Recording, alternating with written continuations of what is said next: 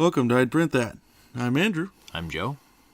So, I actually did a lot of printing this week. I did too, as a matter of fact. I put that little meat creator through some testing. I burned through an entire kilogram of PLA. Mm-hmm. And I didn't know rhyme or reason to what I was printing. I was just grabbing models that I thought would be challenging for it to print. Right. And it never once until the end, and it's not its fault. I made it fail. Mm-hmm. Never had a problem. I did have a problem, and I found out it was doing a weird thing where randomly in a model, Mm-hmm. like say if it had, I don't know, a 1/4 inch thick wall, Right. it would be fine on one side, and about 1/4 of the width on the other side. Okay. So I was like, what the heck? Why? I don't get it. Mm-hmm. Come to find out, the third place in Repetier, if you don't put in your actual bed size, is defaulted to 200. Okay. So at one point it thought it had a 200 by 200 bed.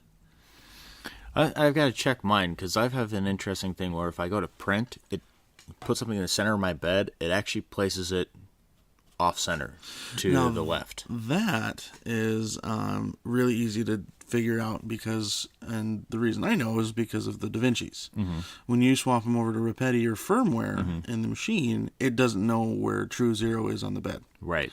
And the crappy thing is you have to figure out where it thinks it is, Mm-hmm. and then you just measure it and move it. There's offsets in printer configuration. Yeah. But yeah, mine it was just thinking it had a big enough bed to print whatever it wanted to, and it was just sitting there bouncing off the end stops and just continuing to go as it thought it was. Cool enough, though, it didn't fail. Now, you would think it's trying to extrude the full width of that piece. Mm-hmm. And I never once saw goobers, strings, anything. I don't know why it... And the only time I've seen things like that is if my filament settings were incorrect. Mm-hmm. So, yeah, the machine has run really, really good. Matter of fact, we got an email here day before yesterday via the site.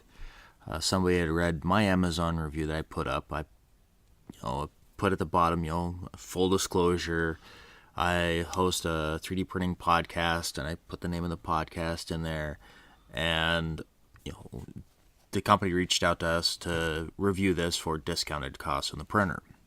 No, he got the same deal, but he does home automation reviews. Has been wanting to get into 3D printing. He's been curious about it and contacted me. Guy's name is John, and was like, "Hey, is this worth $100?" And I was like, "Actually, it's worth the $100 and then some." Yeah, it really is. It's a good little machine. Yeah, and it's interesting because we spent $400 for the M3D, and the micros, or was it more than that? I didn't spend anything on that. Well, you traded for yours. I bought mine. I think it was like $400. Yeah, but that's not their MSRP on the regular M3D. That's No. You got the accessory package or whatever. Yeah, but even then, these little meat creators are like $370, $360, something like that. They're sub $400. Mm-hmm. Yeah, they're not, for their price and what they can do, it's definitely worth your money. It is. It really is. It's funny because the last email I got from John last night, it started a whole conversation between him and I. And the last one was, he goes, it doesn't have any filament. And he's like, what do I use? Tape? What kind of print bed surface do I put on there? And all these other questions. He goes, I don't even have the thing, and I've got 1,000,000 of questions. And I laughed. I said, I was the same way when I got mine. I swear I had 12 questions a day for Andrew for a week. I said, Google's your friend. The RepRap IRC channel is a good place to go if you want any questions answered. Also, listen to the podcast. We have some good links on the site. We talk a lot about intro to 3D printing stuff. Mm-hmm. So Yeah, he says he's definitely gonna check the podcast out during his commute, which is nice. It's good to see that people are willing to ask us some questions. Yeah. So, other than the stress test stuff that you did for prints, is there any items that you printed that you were pretty excited about? I printed a bunch of pots for my wife's plants. Yeah, Those were kind of exciting, I guess. talked a little about those last week. Mm-hmm. I saw you posted pictures of Yeah, I started- just a ton of stuff that you printed. Yeah, I printed, just like I said, just random things. I was just literally that little printer did not shut off until last night, since the previous podcast recording. I left it on. I would print. I would go to bed. And I would wake up, pull the print off, put a print on, go to work, get home, then just rinse, repeat. Right. And I did, like I said, I just never really had a problem. I made it do some finite things. I did the House of Stark emblem with a. That's the little wolf's head. Yeah, Right. and it's on the little shield, and it says "Winter is coming" at top. And the wolf was like wireframe, Right. and it has very small touch points. Mm-hmm. Did fine. Didn't have a problem. And what resolution did you use? 0.2. It's what they default to. And that's all I've been printing it with. I haven't tried anything lower. I know it's said that it can. Personally, my opinion is it probably could with a lot of layer cooling. Right. Which it doesn't have any active layer cooling on it. Yeah, it can be added easily though. But I don't have it, so it to me it's not worth it to expect the machine to do it without the tools it needs to do so. Right. I am still working on my review. So if you're listening, G-Tech, don't worry. I'm just really putting your machine through some rigorous testing. The next thing on its list are I have some ABS NinjaFlex that are going to run through it. Wood fills, 2 different kinds of wood fills from 2 separate companies. Some T-glaze, almost clear type filament. And I think that'll about round it out. The T-glaze, I plan on doing a very tall 1 shell vase. See, I've got some metal fill, some of the YNS metals. And I haven't run that through mine yet. I plan on it, yeah. And this kind of segues into some of the stuff that I printed this week. I printed a Witcher 3 Wolf token, which I gave that to Russ at work. He likes Witcher 3 and Witcher series. So I said, here, take this, I can print another one. This is more just to test things out, see how things go. It had some overhangs on it that it did decent with. I printed a T800 skull, which I burned through a kilogram of ABS trying to get this damn thing to print. I was having some issues with my Y-axis. I think we talked a little about that last week. We did. And I figured out what was causing it. And I've notified G-Tech about it, my contact there. In the front right, there's 3 cables that come up the inside of that vertical arm. And 2 of those go back. One's for the end stop and one's for the X-axis motor.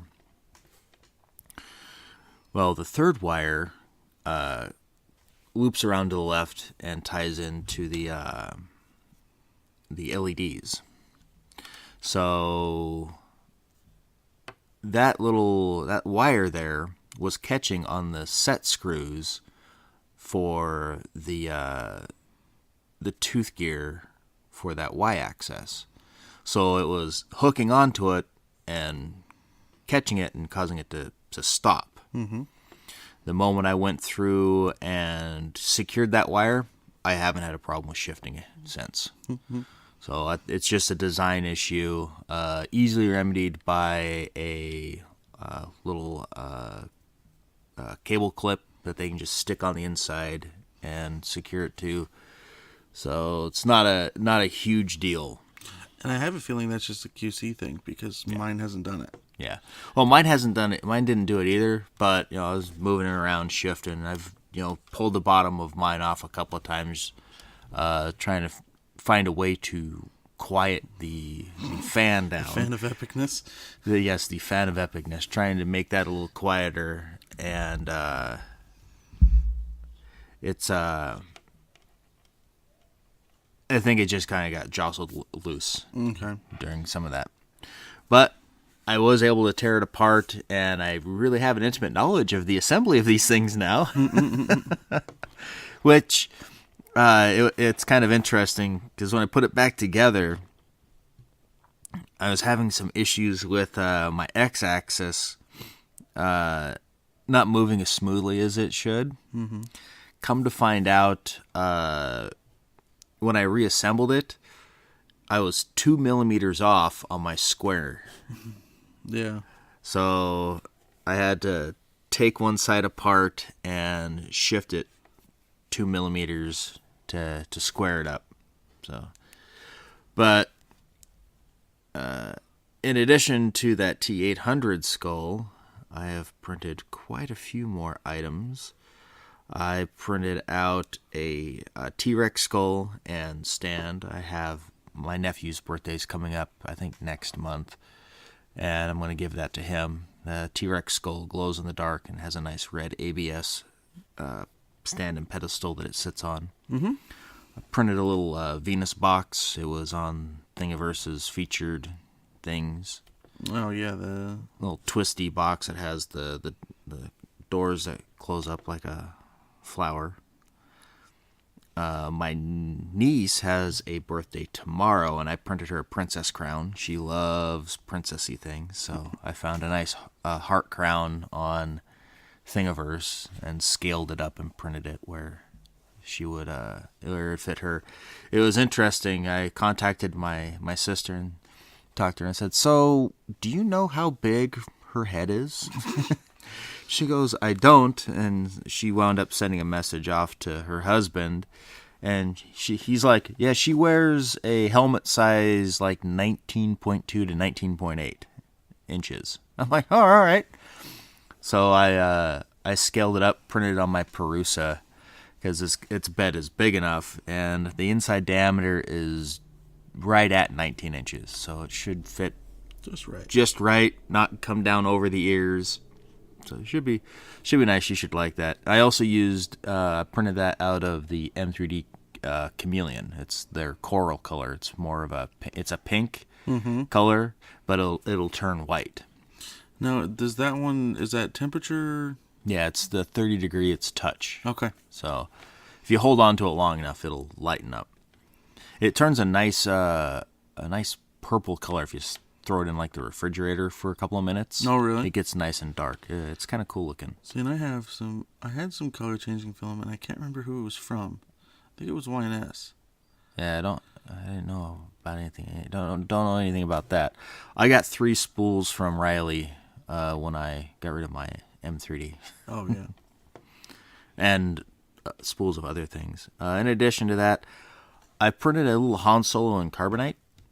Oh, did you? I did. It's just a little box, but I think I printed it in black ABS. But I think I'm going to do it in the YNS aluminum. Oh, that'd be cool. Be a little more like accurate, yeah. A little more accurate as far as color-wise goes, and I get a chance to test out metal fills on that little meat creator, and I also have wood fills, which I need to run through there also. I have some that I got from... I got some from Filament 1. Yeah, it was Filament 1 that we got those from. And, yeah, I haven't even tried that at all yet.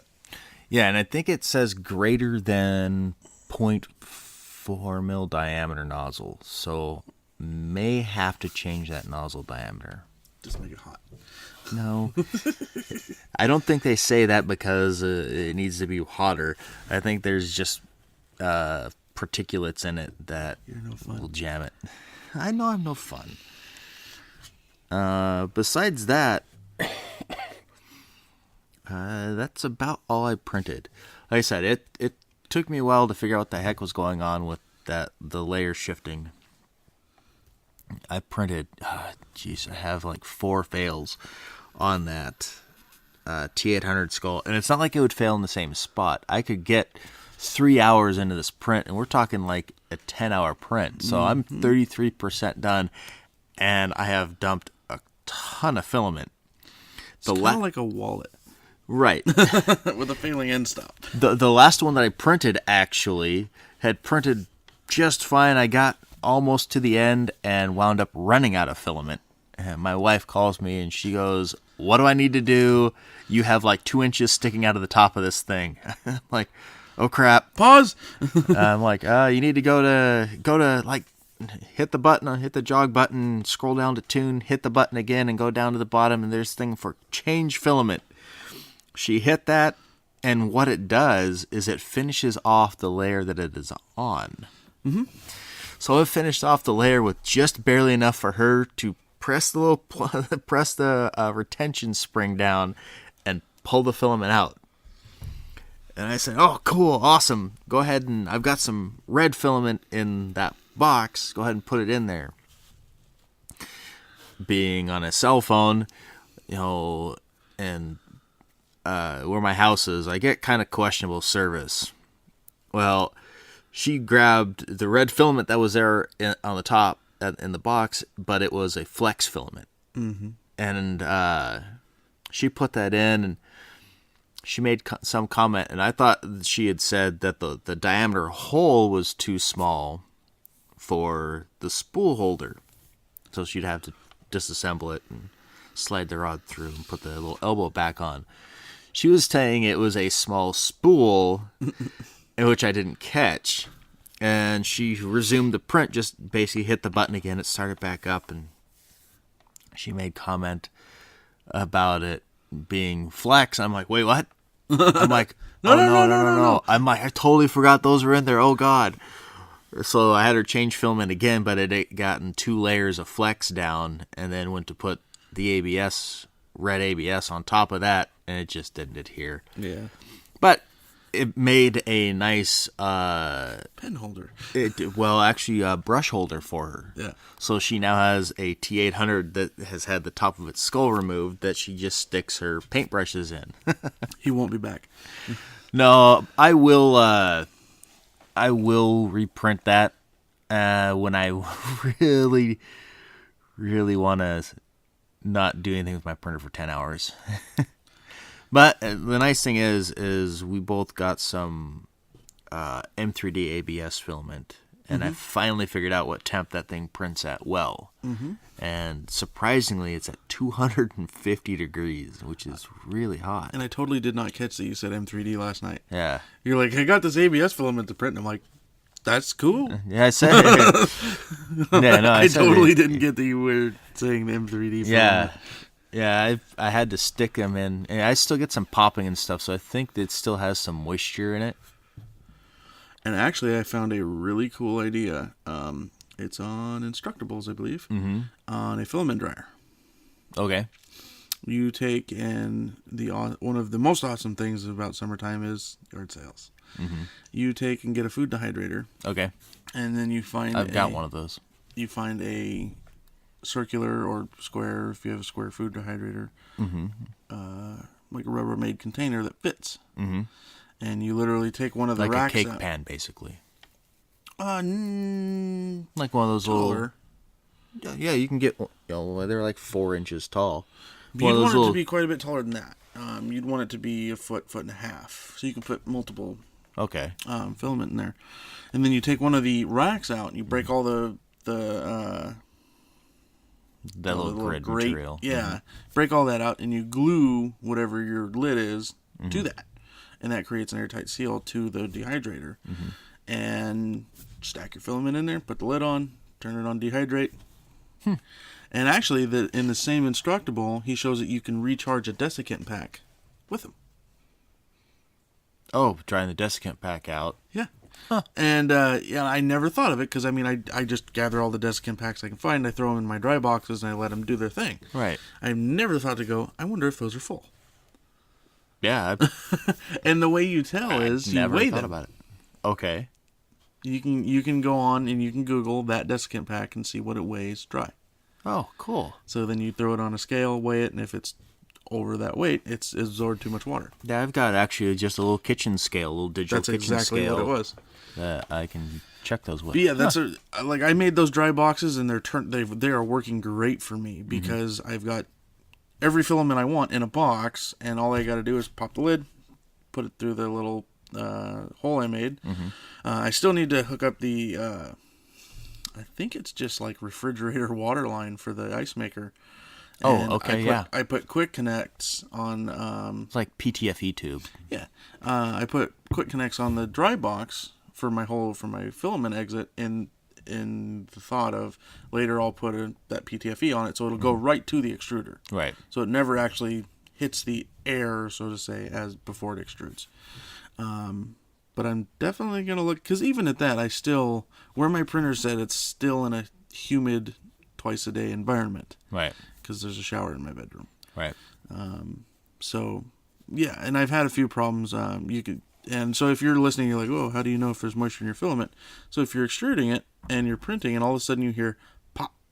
Yeah, little popping noises. Yep. And it could be two things. It could be defects in your filament. Could be air bubbles, things like that. Yeah. But most of the time, it's water boiling off as you extrude. Right. And That's just because ABS absorbs sucks water. in water. Yep. PLA does too, just not near. It's not near as finicky as ABS is. So, Yeah. Yeah. So I think I'm gonna make one of those. And ABS, humidity, any type of breeze, moisture, all that can cause warping and non-adhesion.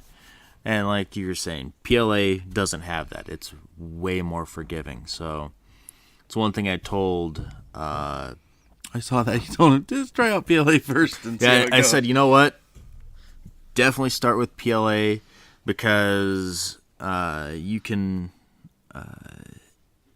It will remove a lot of the frustrations. Once you're comfortable printing in PLA, step up to ABS.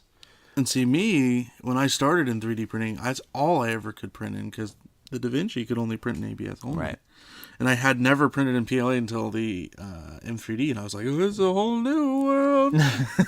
and See, and I was the opposite. I printed in PLA only with the M3D, and it wasn't until I got my Prusa that I was able to print in ABS. And once I was able to do that, it wasn't a big deal because I knew, okay, I needed to make sure that I kept my doors kind of closed a little bit just so there wouldn't be a breeze going through my room, and make sure, my humidity was fine and all the other stuff. Mm-hmm. So it wasn't that big of a deal for me.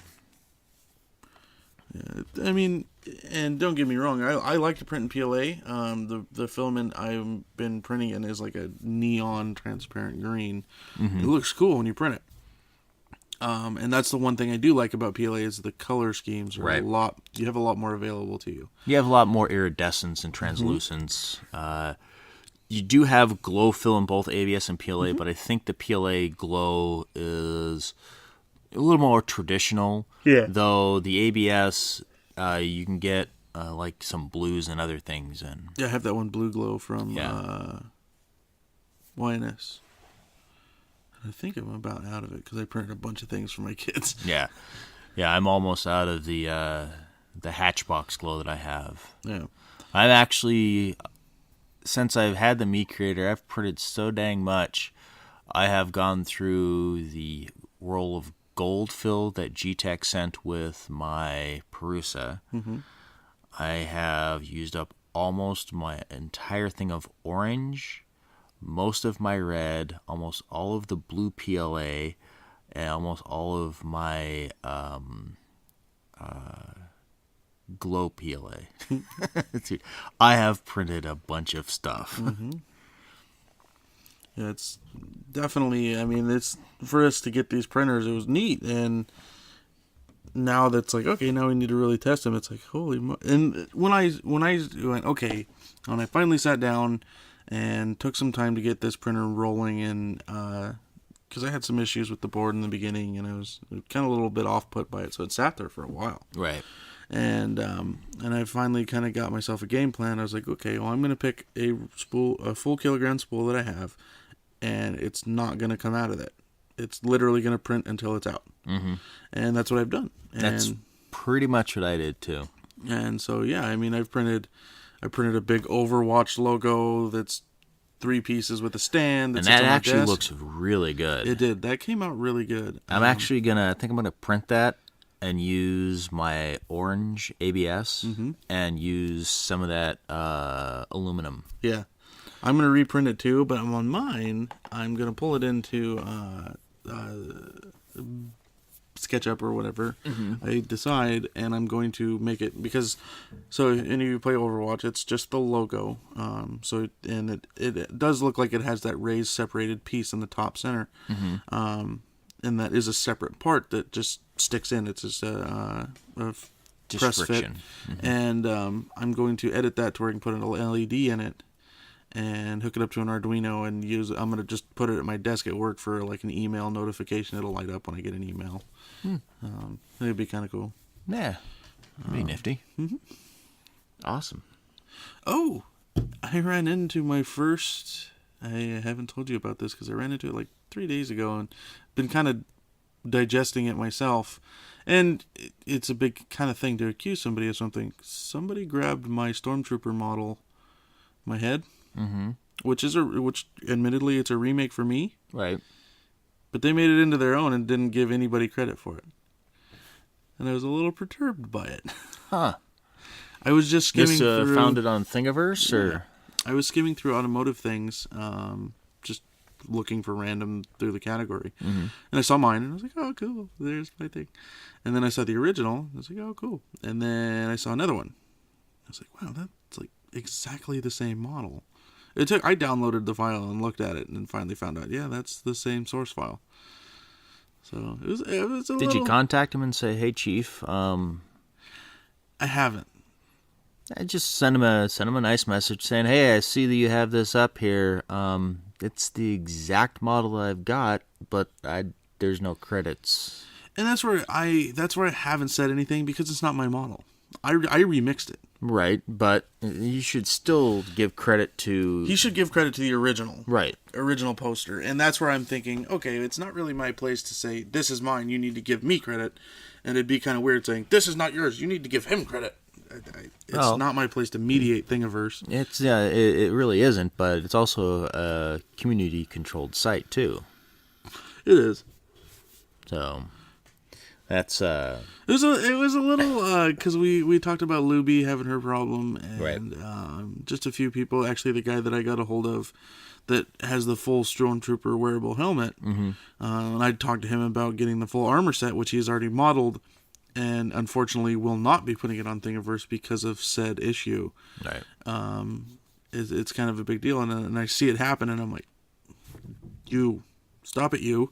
Yeah. But I don't know how to handle it. I don't know what way to go about it. I think, honestly, my best course of action is to get a hold of a site admin and say, hey, this is this way.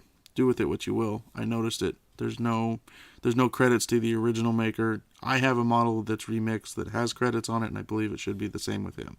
Right. So, Yeah. So... in addition to finding things to make and new things to make, yesterday, the gentleman on My Mini Factory released a Voltron model. Oh, hey, sent that to me. That thing is 88 centimeters tall. Yeah, That thing is huge. It's like 3 times the height of my Perusa's build platform. How many parts is it? A lot. It's broken down into each individual lion. Oh, wow. So 3 mini lion bots? 5. 5 mini lion bots join together to create one super bot. That was my Twitter comment, by the way. So, but it's like, I open it up, I'm like, all right, so Black Lion, that's the chest piece. So clicked on that, and then it's broken down into each individual section. Oh, jeez. You have the chest, which has a front, back, and like 2 or 3 other pieces just for the chest. Then you have the wings. Then you have the arms. And I think, looking at some of his pictures, I haven't confirmed this yet, and I probably should, but it looks like from his pictures you can actually make the lions be lions. Oh, really? And then you can have the lions be assembled into Voltron. Oh, wow. Yeah.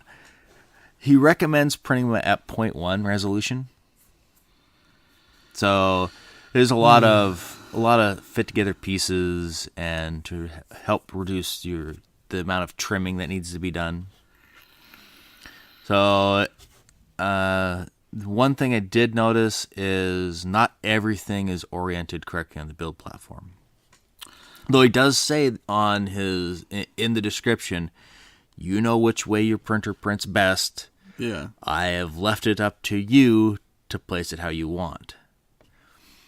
So I have them downloaded. It is a 22 meg file, zipped. It is like 67 megs unzipped.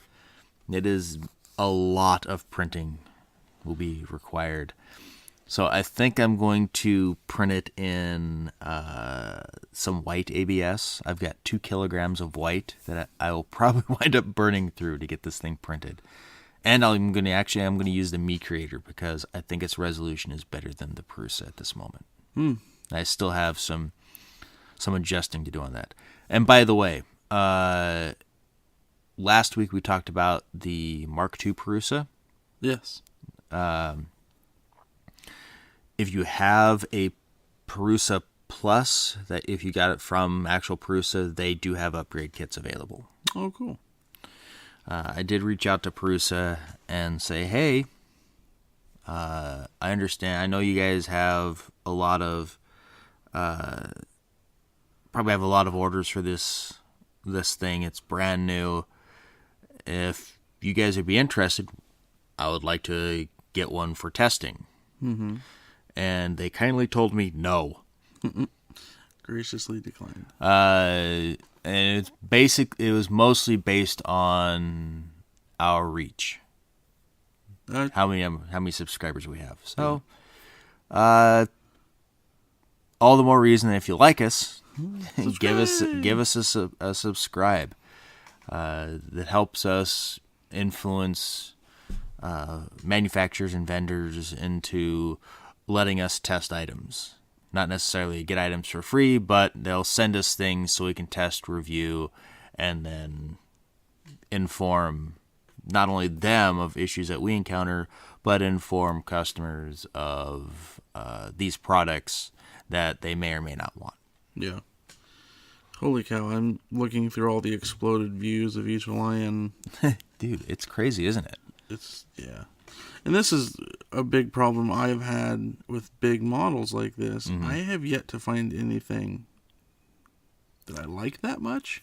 That actually looks like you can articulate it also, though. It does, yeah. You can actually make it stationary, and it's one of the things that he says is you can decide how tightly you want the pieces to fit. Mm-hmm. So if you want it to be able to pose and hold a pose, you can do that. Or if you just want to kind of like ragdoll around, you probably be able to do that as well. Yeah. So we were talking a little bit earlier in the podcast about the email I got from John. And his questions about things that you should have for 3D printers. And I know we've covered this before, but as always, good set of digital calipers. It's going to save you a lot of headaches in the long run. A laser thermometer where you can test your nozzle temps and your bed temps. And for aluminum beds, you want to go with some blue masking or some blue painter's tape, not masking tape. Or if you have glass print beds, just some Elmer's glue sticks. And the best luck I've had is Elmer's Craft Bond. Right. It's worked really well for me. Never had a problem with it. Don't buy the aerosol can, please. Yeah. You can also get like a sharp knife, like a razor blade or an X-Acto knife or something of that make. If you need to trim any flashing or strings off the model, if you want to do any finishing, definitely some sandpaper, multi-grit sandpaper. And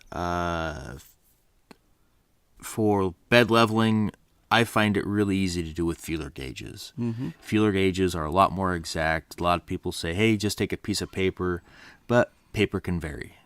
It's not always the same thickness. No. Whereas that feeler gauge, if you say, I'm going to level it out to 0.1 or 0.2, you stick that feeler gauge in there, you know every time it's going to be the same, because that feeler gauge isn't going to really have any variances in it. Another way you can do it too, and I bought one and I've never used it, and actually I even printed out the parts for the DaVinci to use it, is a dial indicator. Mm-hmm. Supposedly you can get really, really good results. Mm-hmm. I've just never used it because I used the paper method, and then I started using feeler gauges. Definitely something to help you get prints off the bed. Don't do what everybody does in the beginning and just grab the model and try to pry it off. Yeah, you're gonna unlevel your bed. Yeah, you're going to, if it's glass, there's a chance you're risking breaking the bed, shattering it. And if it's not borosilicate like the DaVinci's are, what'll happen to my printers is it'll start chipping pieces out of it. Yep. A little palette knife is fine. I actually carry a pocket knife that I can just kind of. It doesn't have like a curved edge. It's got,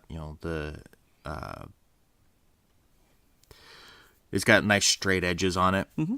So I can just stick it under there and kind of just give it a little bit of a pry just to loosen it up a little bit, and then I can work it off from there. If you use tape, you got to be careful not to tear your tape, because you can generally get several prints on blue tape before you actually have to replace it. And I've grown to really like the tape because you can just replace one piece. If you rip one section of it, you just rip that off, apply it, go. And when you use tape on a bed, always keep in mind, do not overlap the tape, but you do want the edges touching. And level the bed after you put tape on. Yes. Yeah. And warmed up. Yes. Yeah. Make sure whatever you're printing, if you're printing in ABS and your ABS is 235 degrees and your bed is 110 degrees, make sure it comes fully to temp. Home the bed, disable your stepper motors, and then check all four corners. Mm-hmm. Do it multiple times. Twice. Yep. Do it once, rehome it, disable the steppers. Do it a second time, rehome it. And that's generally all you need. Yep. You'll get good at it. The first few times it'll take you some time for sure. You may do it 4 or 5 times as you're going through it. But once you get more confident in your skills, I do it twice now. Mm-hmm. There's other things that you could get. There's Captain tape and like a connector, a 3D scanner. But really, you don't need any of that stuff unless Captain tape, it's expensive, and you're going to be replacing it like you do with masking tape anyway, or with painter's tape. And you can run down to your local Ace, Home Depot, Lowe's, Do It Center, and you can pick up blue painter's tape right off the shelf, and you can get it in 2-inch rolls. Whereas with Captain tape, you generally have to go online and order it and then wait for shipping, and it's expensive. Mm-hmm. And no, we say Captain tape. The only upside I've ever seen to having Captain tape and using it, you can use Captain tape for a really wide variety of things because it is so heat. It can take temps really good. A lot of hot ends are wrapped in Captain tape. Right. But yeah, just definitely to get you started. A knife to help you get prints off the bed. Some feeler gauges to level the bed. Whatever kind of adhesion you're going to use. And that's it. And Yeah. and I'm not gonna lie, patience. Yeah. Patience. You're going to learn. I'm still learning. I've been printing for, and that's not even a good amount of time, but I've had a desktop printer for over a year now. Mm-hmm. And I'm still learning things about the original printer I have. Well, it's longer than that because I bought my M3D 11 months ago. Wow. Yeah, I bought mine in December 2 years. Wow. Yeah. Okay. Yeah. Wow. Yeah, you've got more time than I have on it. So, and I'm still, even to this day, I'm going through things. I have a set of web pages. Matter of fact, I found a RepRap page because I was having some filament adhesion issues, some blobbing, things like that, as I was going through trying to get this M3D filament to print. Mm-hmm. And I'm like, okay, why is it doing this? And there is a whole page on just filament issues. Why is my filament doing this? And it shows pictures of poorly made filaments, of failed, just different types of failures, what it could be doing, what the resolutions are. Is it too hot? Is it too cold? As a matter of fact, there is one in there that says, hey, my prints stick really well to my bed. They're really tough to get off, and that's a heat issue. Actually, your bed's too hot. Mm-hmm. So it is possible that, it is. You can make your bed too hot, and it will cause some difficulties getting your prints off. Yeah. The one nice thing I found about at least the glass bed was when it cooled, especially with like ABS, the bed would shrink and it would pop that print right off. You could actually hear it go pop when it released. There's not near as much expansion in aluminum than there is in glass at these temperatures. Right. Yeah, aluminum, you have to get it pretty darn hot. And I think right now, like I said, I printed that M3D filament at 250 with a 110 bed temp, and I could probably turn that bed temp down. Yeah. Because it stuck really well. As far as other things go, I've got some news articles talking about printers and other things. You see that a 17-year-old is giving away some instructions on how to build a low-cost SLS 3D printer on Instructables. I did see that. So, yeah, it's basically when it comes down to SLS or selective layer sinistering printing, there really isn't much beyond Sinister IT's $5,000 3D printer.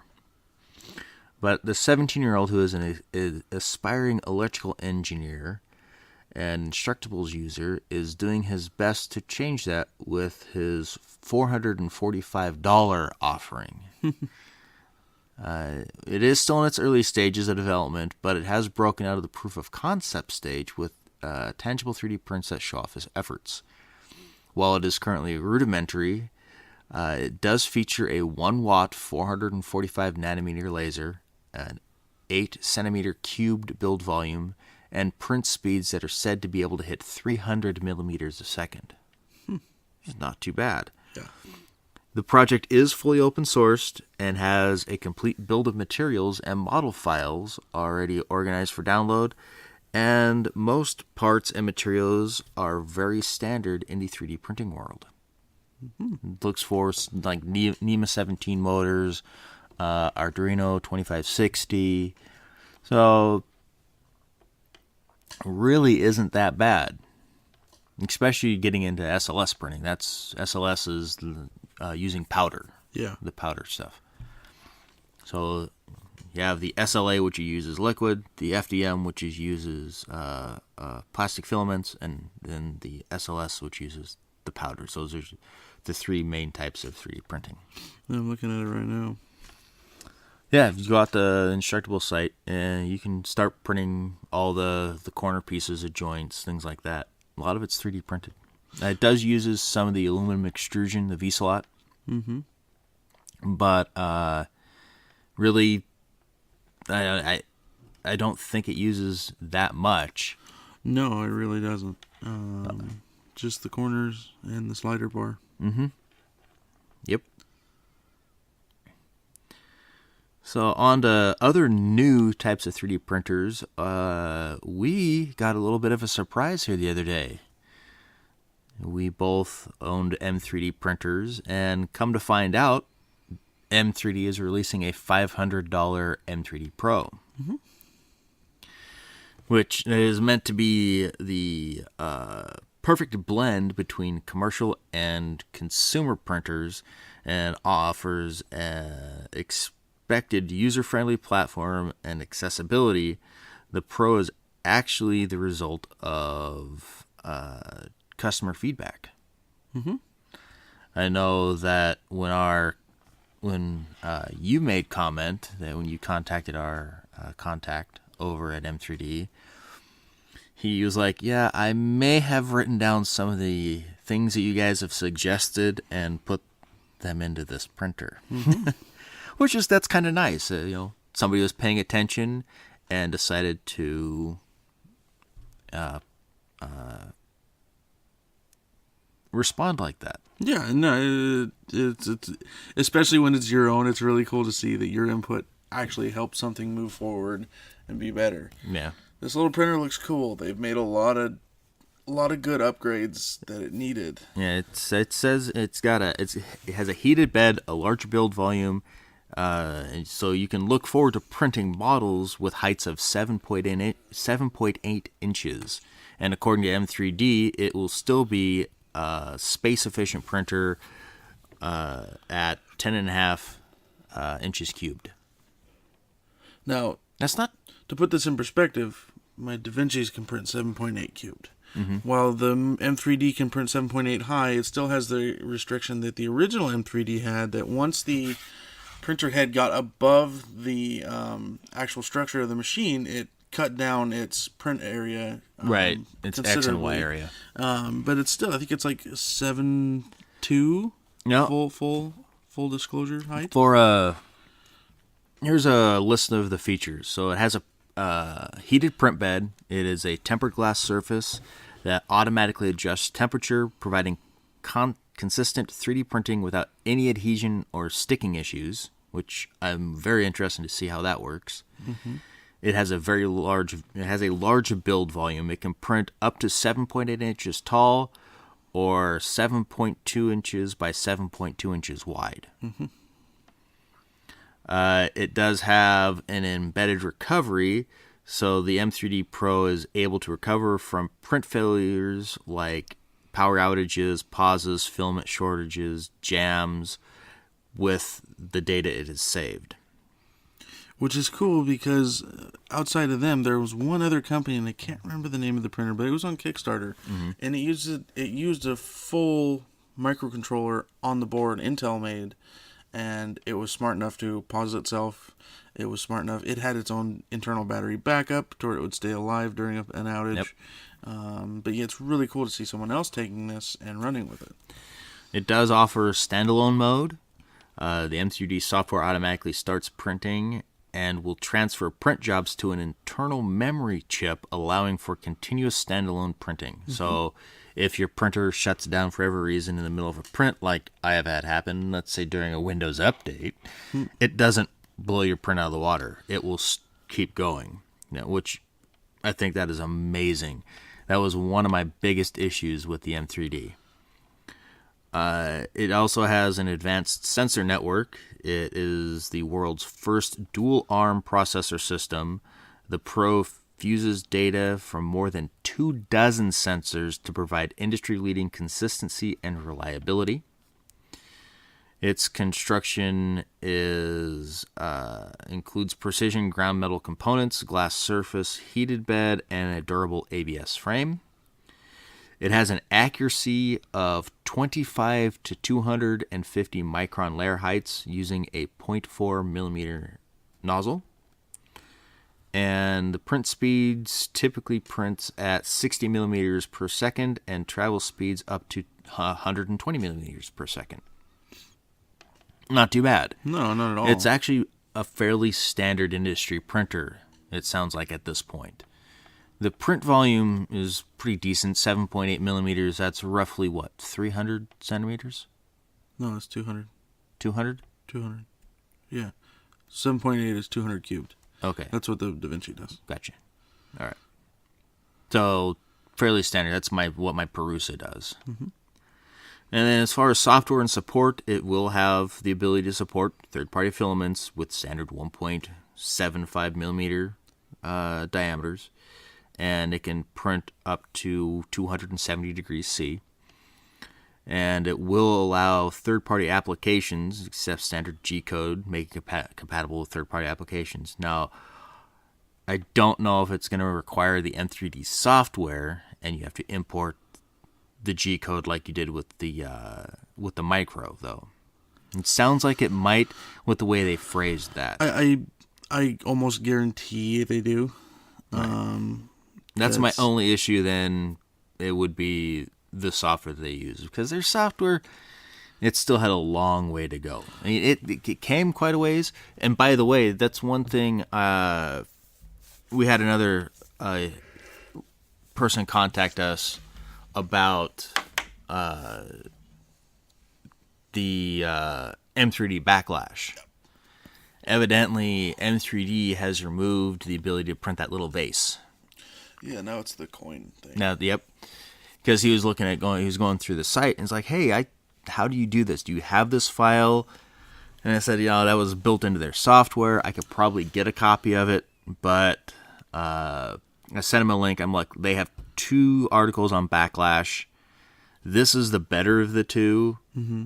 Try this. While their way is not as accurate as ours was, it will at least get you very close. Yeah. So he was going to give that a try, and I haven't heard anything back from him, so I would imagine it worked. And then, as always, they have their free M3D software, which is both Windows and Mac compatible. Yes. Printer is not available at the moment, but it is available for pre-order in August. Yeah. And I have a feeling, my honest comeback to worried about their software is fret not.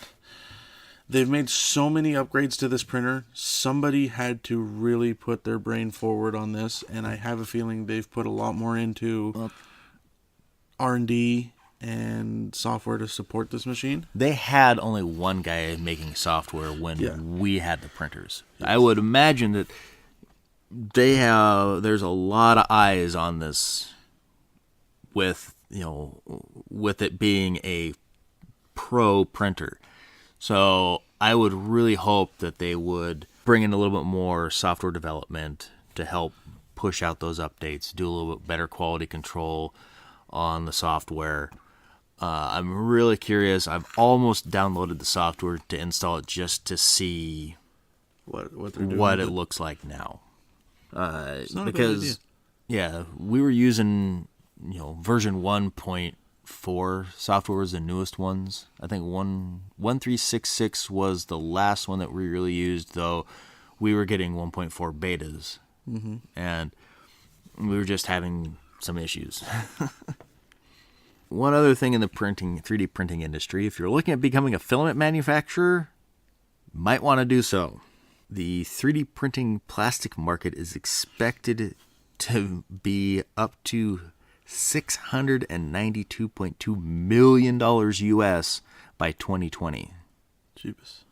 And that is their first scenario, which is based on normal growth. If they experience above normal growth, it could actually hit $822.7 million by 2020. So 3D printing plastics is a booming industry. Yeah. I got that from a little press release that I had seen. Reading press releases sometimes, especially financial ones, it's like reading stereo instructions. It's difficult and painful. And this was quite the same. We all know that the climate is changing. Al Gore says so. That's Al Gore says so. But so did the coral reefs. Oh. With the temperature rising in the oceans and pollutions and other things, there's a very large, probably its longest and most pervasive bleaching event going on right now. Okay. And ecologists have been scrambling to save coral reefs before they die off. And one thing that they have found that they could do to help with that is 3D printing. If you watch any nature documentary or ocean documentary, you'll find out that artificial reefs have been created for many years by sinking ships or dropping in concrete blocks into shallow waters, doing anything they can to provide a rock-like surface where coral, algae, barnacles, anemones, and other species can make a home. Evidently, 3D printing can help improve this process by producing reefs that better imitate hard coral. So you can print out actual coral structures with curves and all this stuff that they can really get into to protect themselves from predators, rather than having these big concrete square blocks, or actually they're some of them are cylindrical, circular, and they have holes cut in them. Mm-hmm. Yeah, I've seen a bunch of them. Actually, I can't remember. It was a while ago. I saw like one of those reality work shows, and they were a company that made them. It was kind of neat. Yeah, I saw that they actually use them in Dubai. They've been making their Palm Islands, and they have one that they're actually doing in islands that look like continents. Yeah.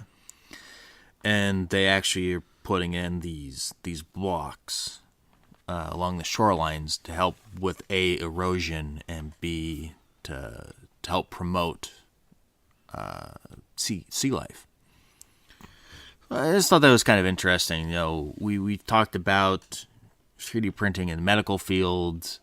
Like, there's a recent article where they're actually using a 3D a polymer to do 3D printed muscles for robots. That's kind of a cool article. We have on a link on the website. You know, they've got new material where they have created, I think, artificial bone. Really? Yeah, I think that's another one that's going on the website. Yeah, it's there. I think it's in development. It's a just like your ceramic materials and other things from your SLS or SLA printers. They're doing similar stuff for bone. So, but it's just kind of interesting that it goes from medical field to now biological and, you know, oceanography. The fish. The fishes. Sleepins with the fishes. And speaking of the robotic muscles, I can actually go into that a little bit. This is done with researchers from American, Japanese, and Korean universities that are pioneering a technique for creating 3D printed soft robotic devices. It hopes that the technology could someday be used to create realistic robotic muscles and usher in Skynet.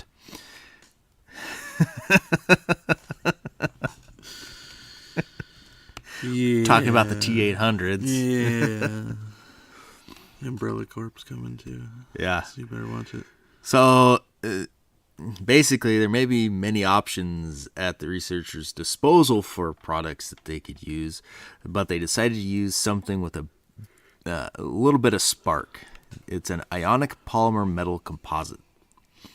It's a synthetic material with an electroactive layer, or with an electroactive polymer, which means that electronics can be used, or electricity can be used to alter its shape.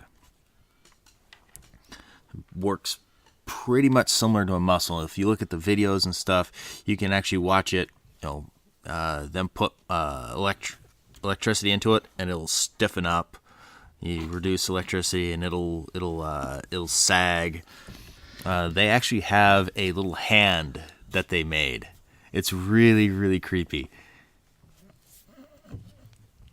I can see where this is going. Look, It's bad. you have a 4-year-old's mind, I swear. Well, maybe not 4-year-old, but definitely 13. So, but it's funny. I mean, you guys just Hey, and speaking of teenagers, we're going to segue into role-playing games. A lot of people get into role-playing when they're in their teens. Some of us still want to get to it when they're almost in their 30s. I've got a couple years. Don't worry. I said almost. You qualify. So there's always been one thing as a tabletop role player. Your D&D, your Spycraft, your Pathfinders, Savage Worlds, whatever game you have that you play, whatever the flavor your flavor of game is. It's always you're stuck there with your miniatures, and you're using the same cardboard constructions or whiteboard drawings of your scenery. Well, 3D printing technology is going to be a fantastic opportunity to spice up your gaming night.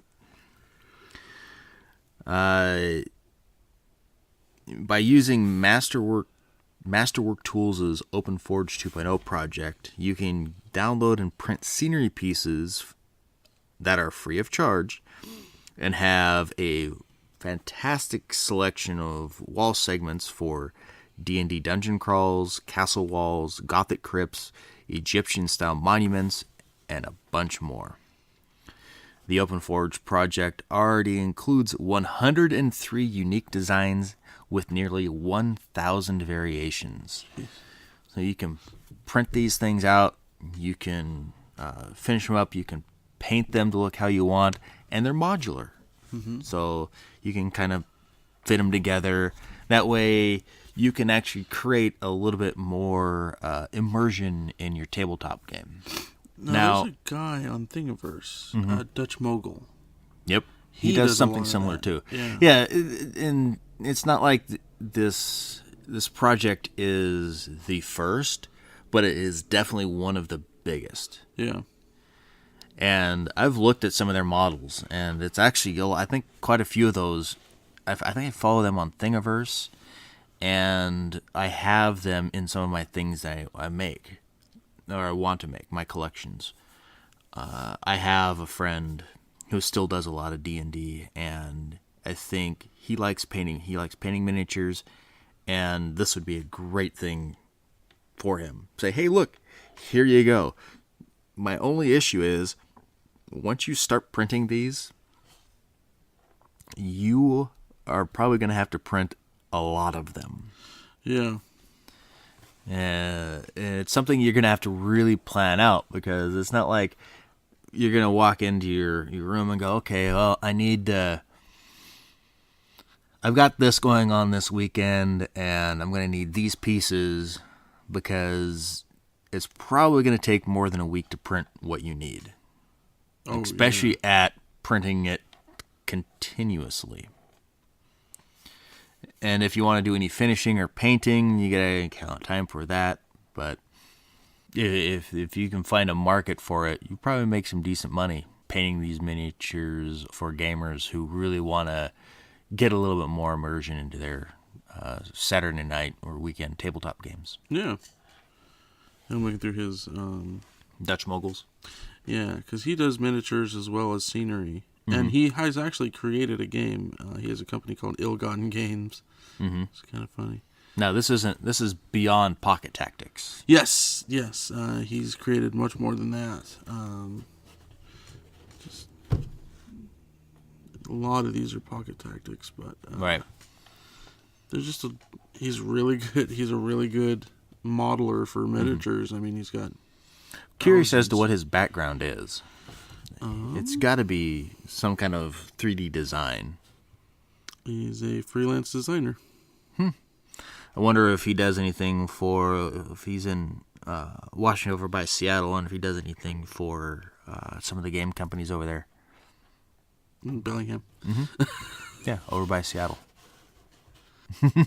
You said, I wonder if he's from over there. Well, no, I said I wonder with him being over by Seattle if he does any work for the game companies over there. Oh, I bet he does. He probably does miniature design for Wizards. Of the Coast? Yeah, for the D&D stuff, D&D minis. I wonder if he also does anything for Reaper. Hard telling. I mean, there's tons of mini games out there, so I would imagine he's involved at some point in those. Yeah. Well, with how good he is at it, it's hard to read the words. Hard to imagine he's not. Yeah.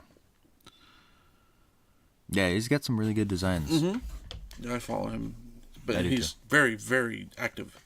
He's constantly uploading. Yeah, and he's always updating them. Yes. He's like, oh, I made a small change on this one. New version. Well, yeah, it gets kind of confusing, especially when you go through your feed and it's like he's uploaded one model, the same model, like 4 different times, and you're like, okay, stop. which one is it? Pick one. It's not a complaint. Really, No, it isn't. No, I like his models. I've printed quite a few of them. I have to. But yeah. We've decided that we're going to announce print of the month. Yes. We're going to, the print of the month for July are going to be Space Invaders. So anybody who manages to become a patron between now and the end of June will receive these during the month of July. Right now, I got a couple of patrons, but if you want to get in on the fun, definitely go out to Patreon, give us a $5 a month donation, and we will go ahead and send you a print of the month. Space Invaders. Yes, and they're kind of cool. I've actually posted a picture of those on my Twitter feed, and I'll get a picture up on the website as well. I don't know if I've uploaded them yet, but if I haven't, I'll make sure we do that, and we'll link to it off the blog. Yarp. In addition, we are looking at. I made a comment about getting a Razer Kraken Pro headset, Overwatch edition. You can't buy these in stores. I managed to get one, and I want to do a giveaway. Have just a little giveaway. Haven't quite decided yet as far as what, how we're going to do this. Probably take me another week or two to really figure out the minutia of it all, but I think it's going to be the Kraken Pro plus we're going to give away a print of the month for a year's time. So definitely worth checking out. Keep following us, and as always, if you like what we do, give us a follow, subscribe, let us know what you think. We pay attention. I've gotten a couple emails and had some great conversations with some people over the last few weeks. It just goes to show that we listen, we care what you guys have to say. A little bit. No, we really do. More than a little bit. So, yeah, we have fun doing this. We hope you enjoy it. Your not only your patronage, but just, the likes and subscribes really helps us out. It allows us to go to these vendors and say, hey, we want to test your things. Recognize me. Witness me. So yes, please go out, like, subscribes, all that fun stuff. Tell your friends. If you're looking into 3D printing, don't be shy. Use our website. Ask us questions. We will do our best to answer questions. Anything that we cannot answer, we'll point you in the right direction. Very forthcoming with this information, as we feel it should be readily available. Yeah. So, besides that, I think that does it for this week. I think it does. I'm Andrew. I'm Joe, and remember, if you can imagine it, you can print it.